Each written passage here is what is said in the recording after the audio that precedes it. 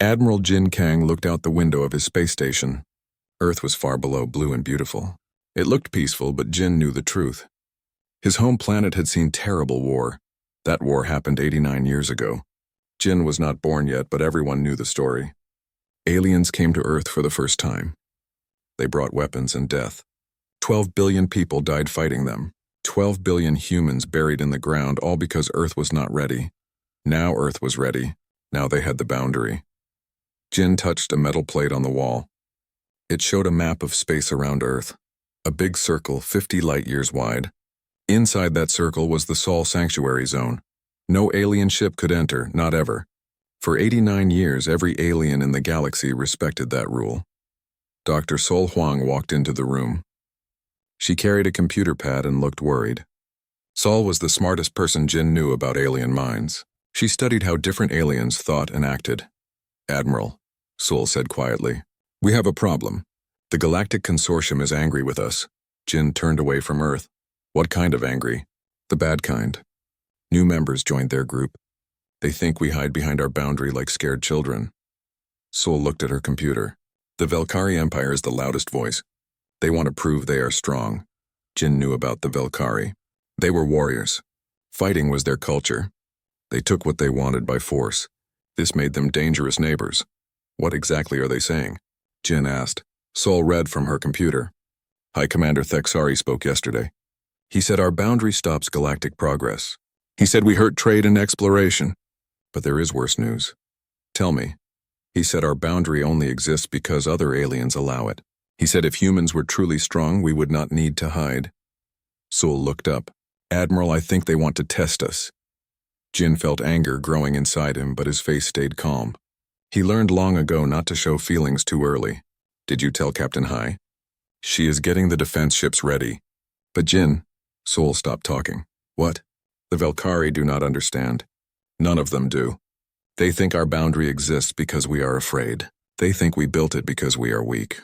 What do you think?" Jin asked, but he already knew her answer. "Love," Sol said simply. "We built the boundary because we love Earth. We love the people who died for it. We love the children who play where battles happened. The boundary is not a wall to keep us in. It is a promise to keep everyone else out." Jin walked back to the window. Earth kept turning, unchanged and eternal. "Aliens never understood humans well," he said. "They think about power and land. They do not understand sacred things." Sol came to stand beside him. "What will you do if they cross the line?" Jin was quiet for a long time. Then he spoke with a voice that carried the weight of history. "The same thing humans always do when someone threatens family. We will give them one warning. Only one." 3 days later, alarms started screaming. Captain Hyde Park was in her room on the battleship Retribution when the emergency call came. She was reading reports about Velkari ships near the boundary. She was not expecting this. "Captain, to the bridge now," the speaker announced. "We have a boundary violation." Hai ran through the ship corridors. The Retribution was one of humanity's newest warships. It had technology built in secret for many years. Most aliens had no idea what human military could really do. Humans wanted it that way. On the bridge, her crew was already working. Lieutenant Wu Min looked up from his computer screen. "Captain, we have 12 Velkari ships inside our zone. They crossed 2 hours ago. They are not answering our calls." Hai felt her heart beat faster, but her voice stayed steady. "Where are they?" "Proxima Centauri system. They are building something on the 4th planet." Wu checked his readings again. "Captain, they are not just passing through. They are making a permanent base." Hai stared at the display screen. 12 red dots sat inside humanity's sacred space like drops of blood on white paper. After 89 years of peace, someone finally did it. Someone violated humanity's most sacred law. "Send a message to Admiral Jin," she ordered. "Top priority. Tell him the boundary has been crossed." While her communication officer sent the message, Hai thought about what this meant. Every human child learned about the boundary in school. It was more than empty space around Earth. It was a promise humanity made after the first contact wars. Never again would aliens bring death to human worlds. Never again would human families watch their cities burn. Admiral Jin's reply came back quickly. It was short and simple. "Prepare the Ghost Fleet, wait for orders." Hai smiled, but it was not happy. The Ghost Fleet was humanity's secret weapon.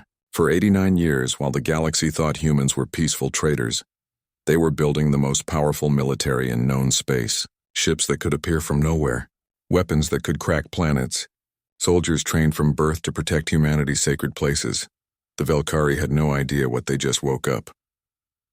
Back on Luna Station, Admiral Jin stood in the command center. Holographic displays surrounded him. Each screen showed a different part of human space. All of them were coming alive with activity.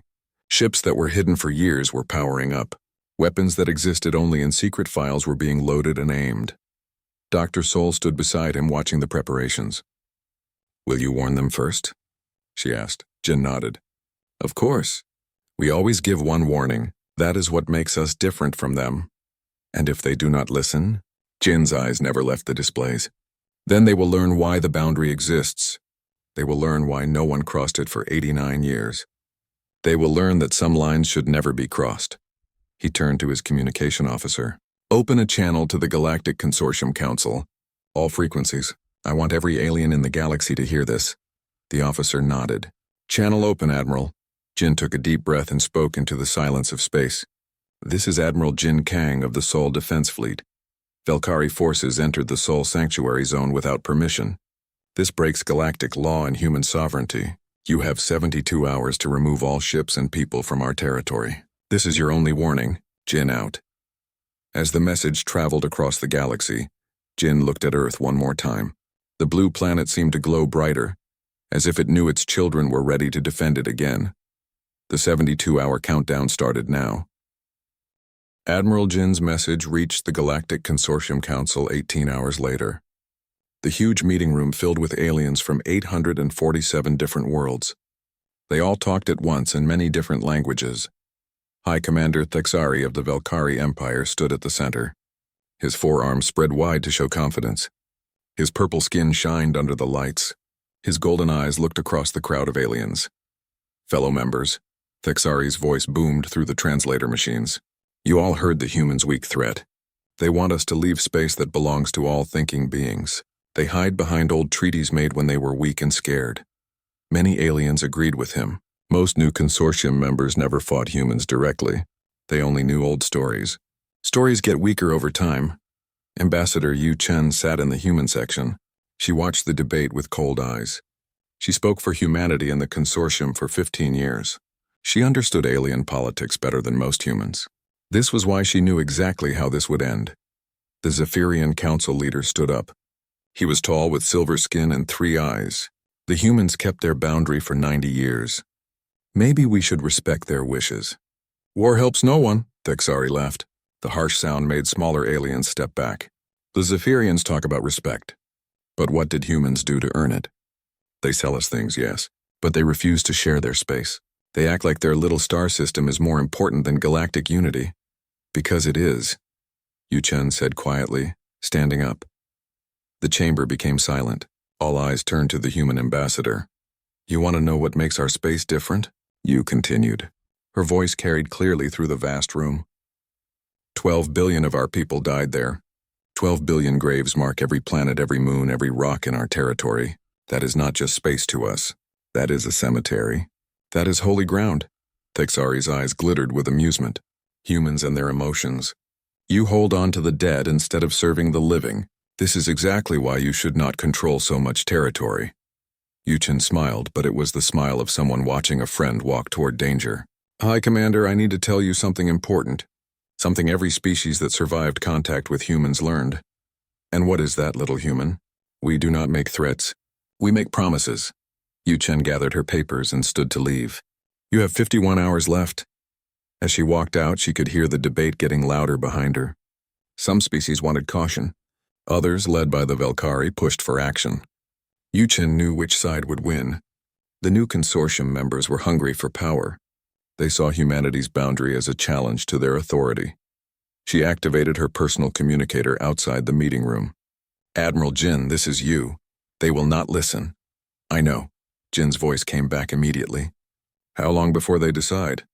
"The vote will happen in 6 hours." But the real decision was made when Thexari spoke. He convinced them that humans are weak. "What do you think, Ambassador?" Yu Chen looked back at the consortium building. Lights flickered in windows as hundreds of species debated humanity's fate. I think they are about to learn a lesson that will change the galaxy. Back in the Sol system, Captain High Park stood in the briefing room of the Retribution. She looked at her senior officers. The holographic display showed where the Velkari ships were. They still sat in human territory like unwelcome guests. The aliens brought more ships, Lieutenant Wu Min reported. They now have 24 ships in our zone. They are bringing more construction equipment.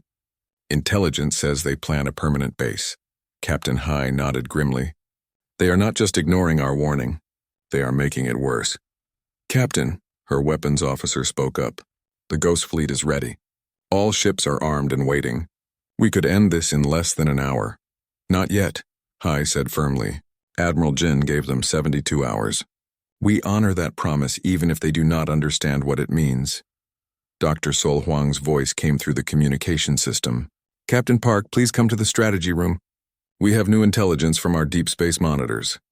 High went to the secured section of Luna Station where Sol kept her research. The scientist stood before a wall of screens showing alien communications, behavior analysis, and psychological profiles. What did you find? He asked.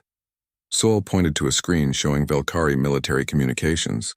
They are not just building a research station. They are doing weapons tests using debris from the first contact war battlefields. High felt something cold in her stomach.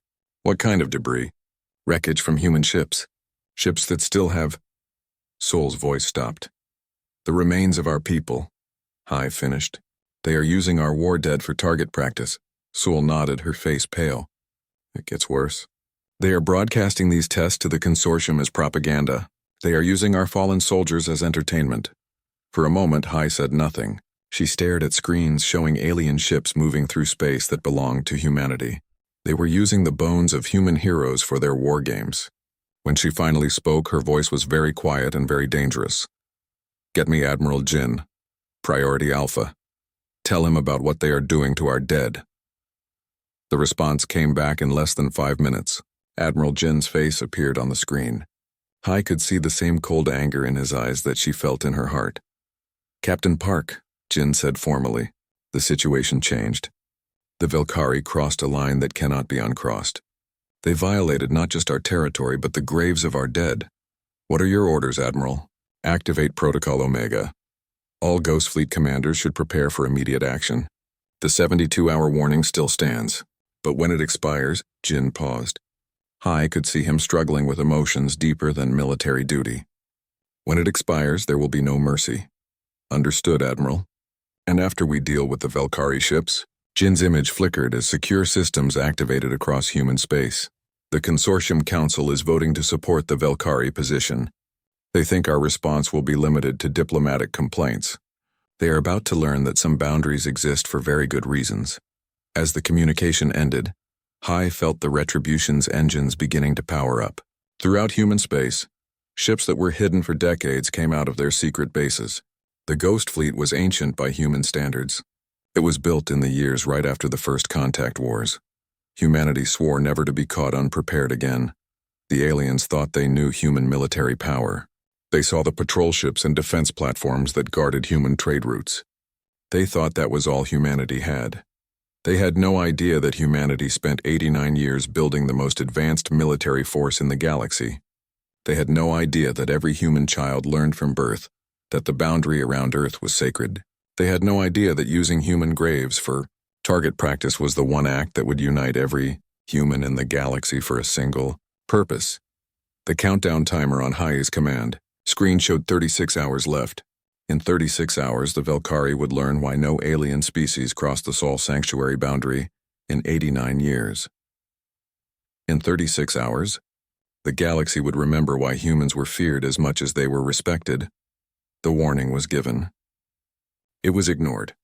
Now there would be consequences. The 72-hour deadline ended at exactly 0347 hours, Earth time. Captain Wu Min watched his sensors at Pluto Station when the moment came. He saw the countdown timer reach 0 and disappear from his screen. A single red message replaced it. Sanctuary violated, Protocol Omega active. In the Proxima Centauri system, the Velkari did not just refuse to leave. They brought mining ships. They were now taking resources from 3 different asteroids. They broadcast their activities across the galaxy to show their strength against human authority. But that was not the worst part. Woomin stared at his sensors in shock as he watched Velkari ships doing target practice. They were using debris from old human battlefields. Twisted metal that used to be ships.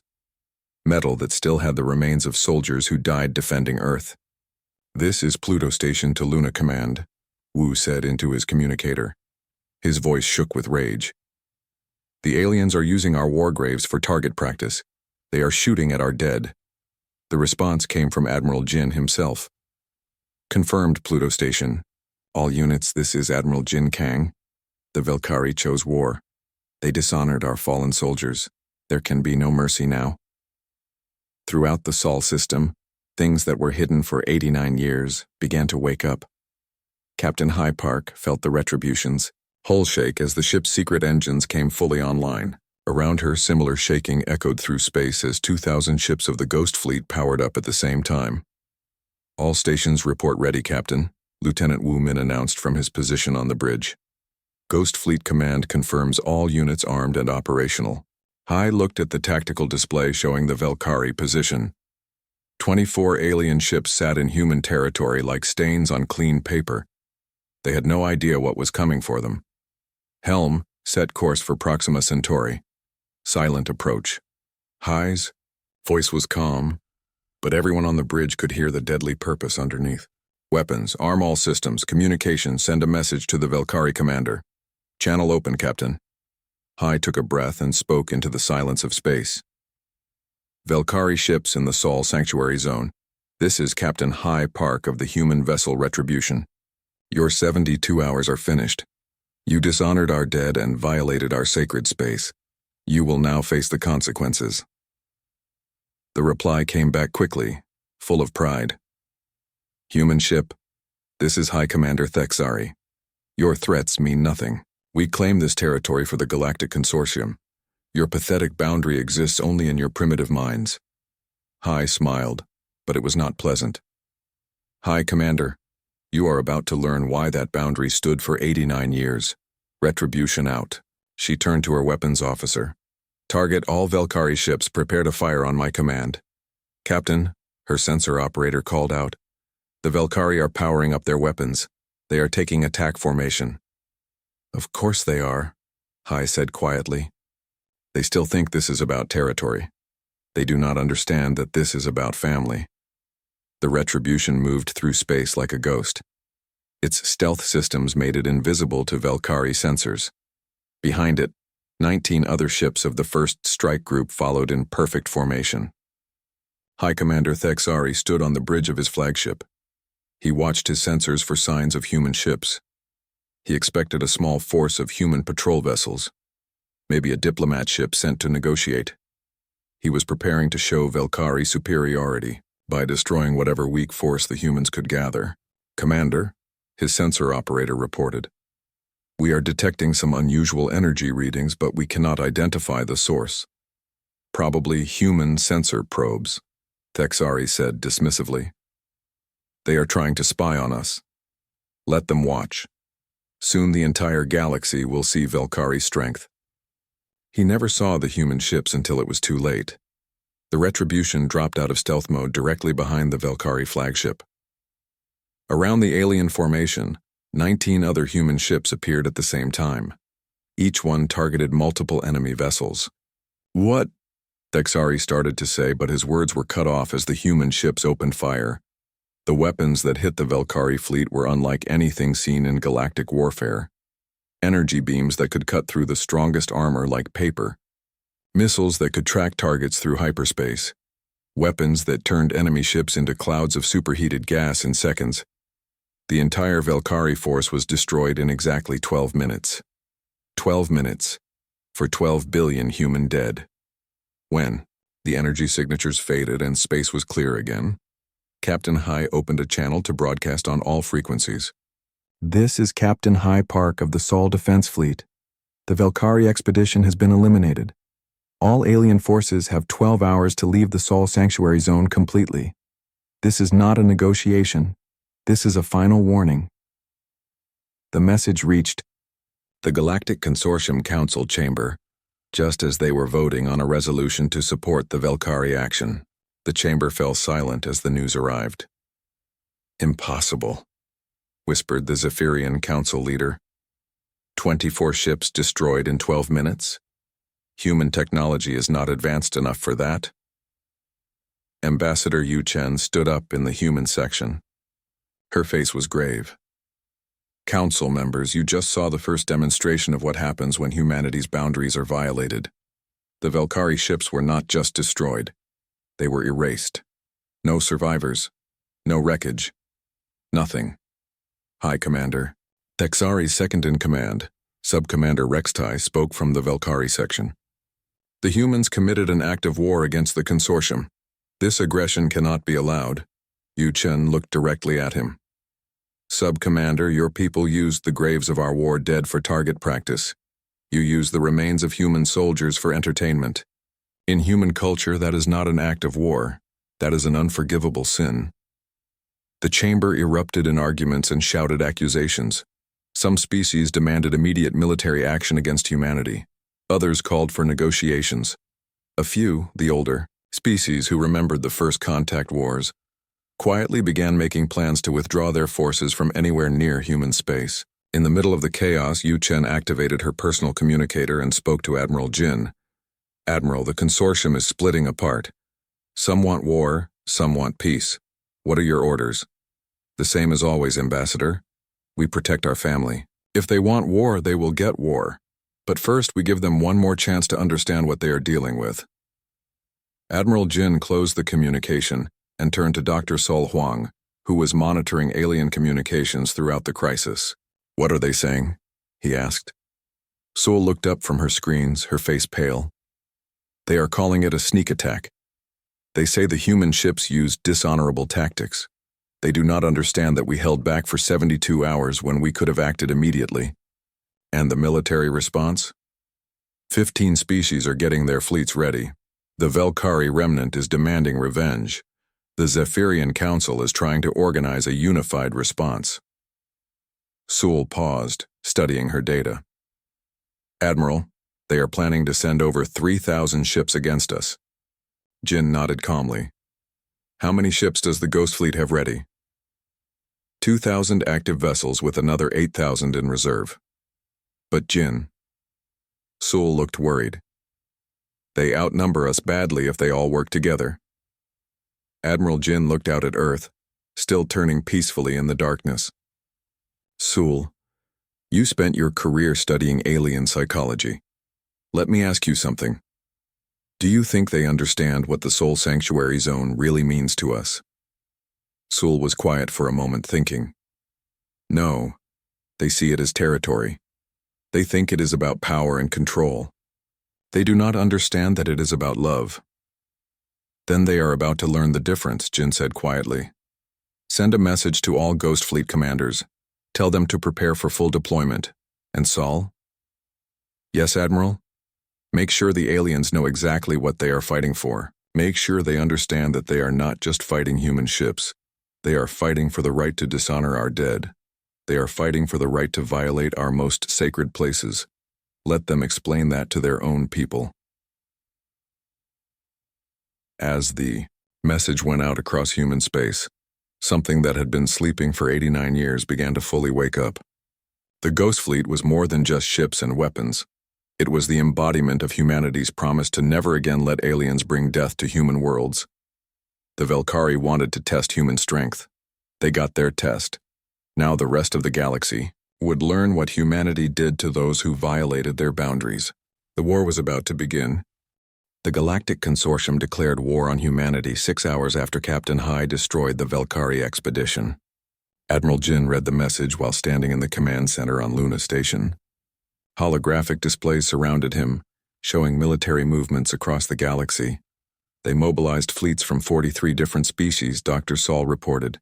Her voice was tense. 3,200 ships total.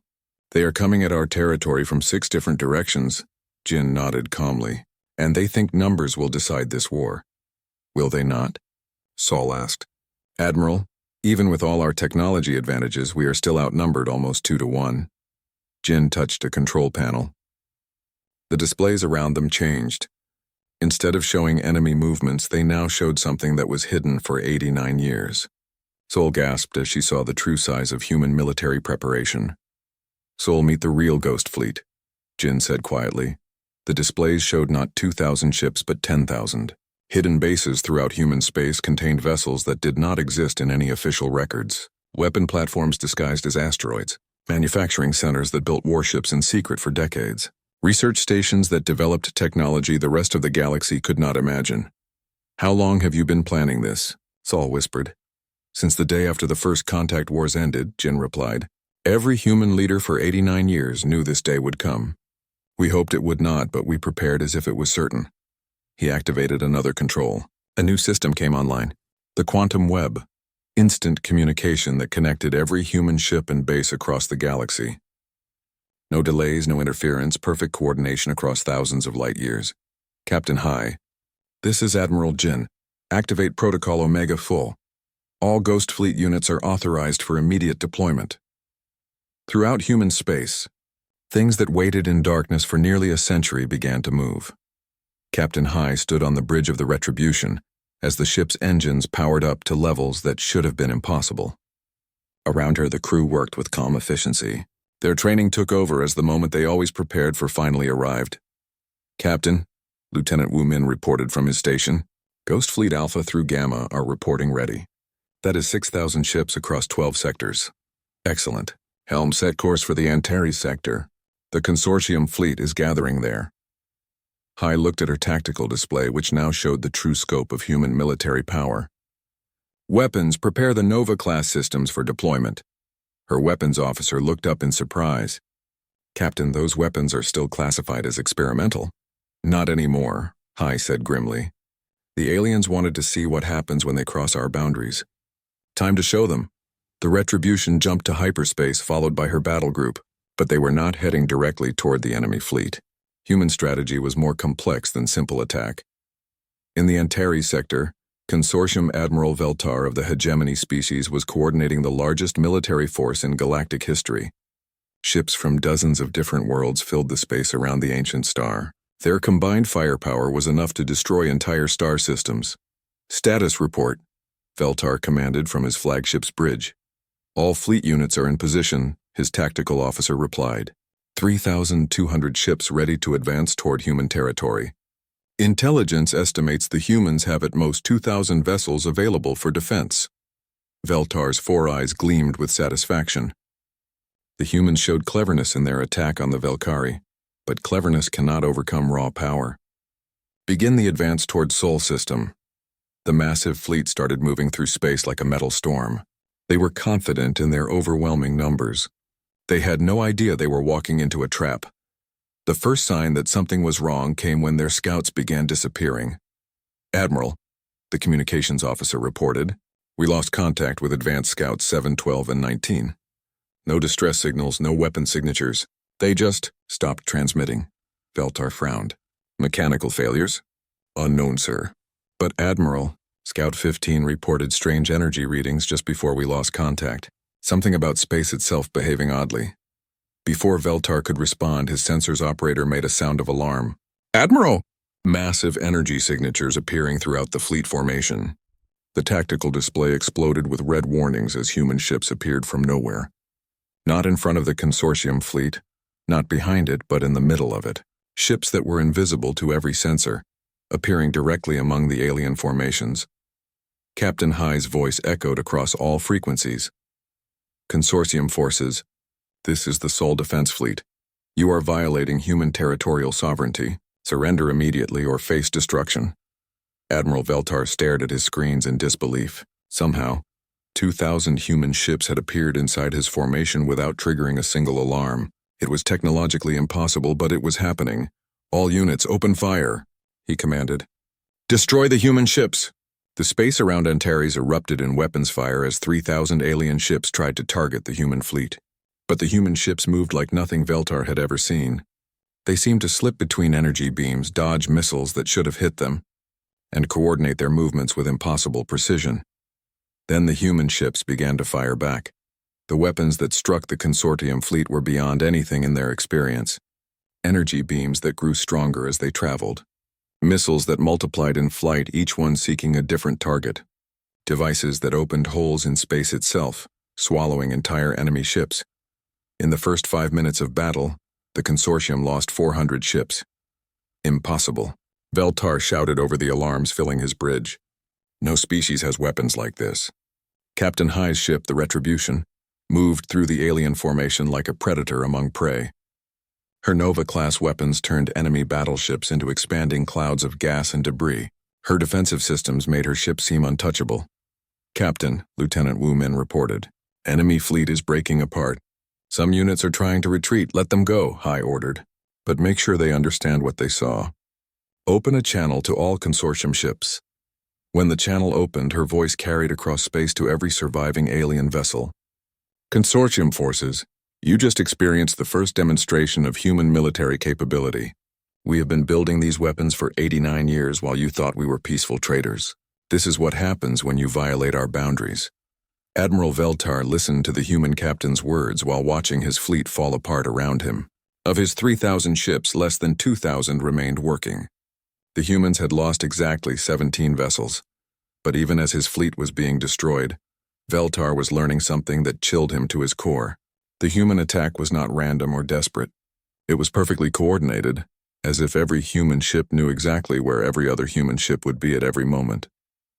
How are they coordinating so perfectly? He demanded of his intelligence officer. Unknown, Admiral. They seem to have instantaneous communication across their entire fleet. Our jammers have no effect. Veltar realized with growing horror that the humans were not just more advanced than anyone thought.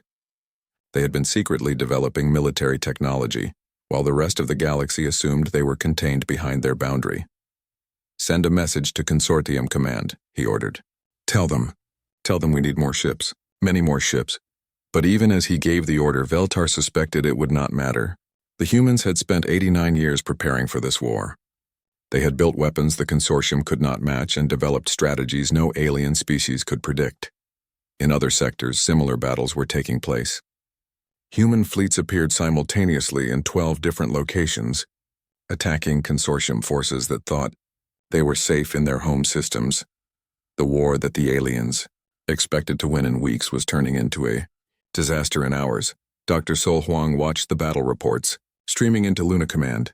Her screens showed the systematic destruction of consortium military forces across the galaxy. Admiral, she said to Jin, who was coordinating the entire campaign from the command center, the aliens are starting to panic. Some species are withdrawing from the consortium. Others are calling for immediate peace negotiations. Jin studied the displays showing human victories on every front. And the core species? The ones who supported the Velkari? Fighting to the last ship. Their leaders are telling their people that surrender means slavery or death. Jin nodded grimly. Then they still do not understand what this war is about. Send a message to all consortium governments. Make sure they know we are not fighting for territory or resources. We are fighting to protect our sacred spaces. Sol looked up from her screens. What if they do not care about our sacred spaces? Admiral Jin looked out at Earth, still turning peacefully despite the war raging across the galaxy. Then they will learn that some things are worth any price to defend, even if that price is the complete restructuring of galactic civilization. The war was far from over, but its outcome was no longer in doubt. The aliens had awakened something they did not understand. Now they would face the consequences of violating humanity's most sacred boundary. The galaxy would never be the same. 89 days after the war began, the Galactic Consortium gave up completely. The surrender ceremony took place on Zentari Prime. It happened in the same chamber where High Commander Thexari had mocked human weakness. Now the chamber was mostly empty. Of the original 847 member species, only 413 remained. The others were either defeated in battle, switched sides to join humanity, or simply disappeared into deep space. Admiral Jin stood before the assembled representatives. Captain High and Dr. Sol flanked him. His uniform was simple and clean, without decorations or symbols of victory. He looked more like a teacher than a conqueror. Representatives of the former Galactic Consortium, Jin began. His voice carried clearly through the vast chamber. This war began because you violated our boundaries. It ends now because you finally understand what those boundaries mean. The Zephyrian Council leader, one of the few original consortium founders still in his seat, raised a trembling hand. Admiral Jin, we surrender without conditions. Please tell us your terms. Jin nodded slowly. The terms are simple. First, the Sol Sanctuary Zone is expanded to 200 light-years in all. Directions from Earth. No non-human ship will enter this space without written permission from the Sol Defense Council. A murmur of acceptance rippled through the chamber. After 89 days of watching their fleets destroyed by human technology, no one dared argue. Second, Jin continued, all military forces of former consortium members will be reduced by 90%. The remaining 10% will serve under human oversight to maintain peace and order. This caused more discussion, but still no protests. Everyone in the chamber had seen what human military technology could do. Arguing was pointless. Third, reparations will be paid to humanity for the cost of this war and the dishonoring of our sacred spaces. These payments will continue for 1,000 years. Ambassador Yu Chen stepped forward from her place behind Admiral Jin. The reparations are not about punishment, she explained. They are about remembrance. For 1,000 years, your children will learn why this war happened. They will learn about the cost of violating sacred boundaries. The final term was the most important, though many of the aliens did not understand it at first.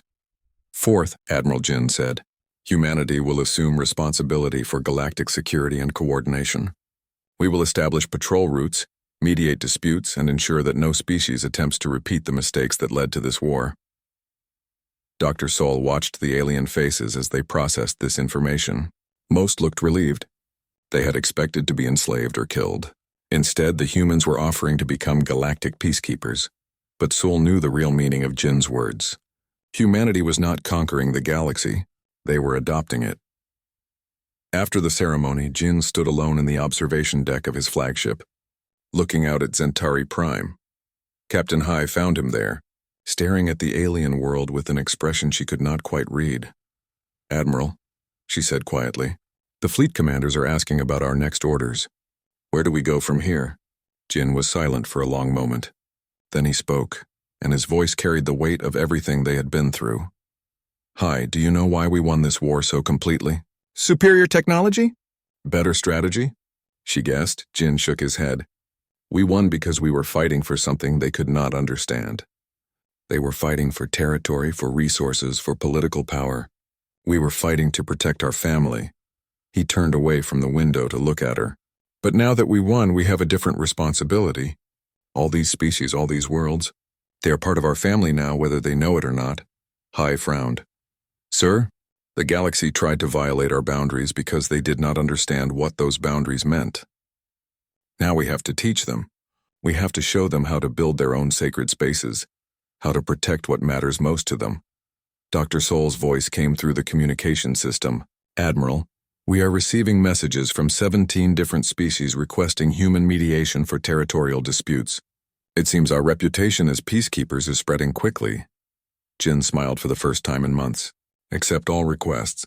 And Sol, start preparing cultural exchange programs. If we are going to be galactic guardians, we need to understand our new family members as well as we understand ourselves. Years passed.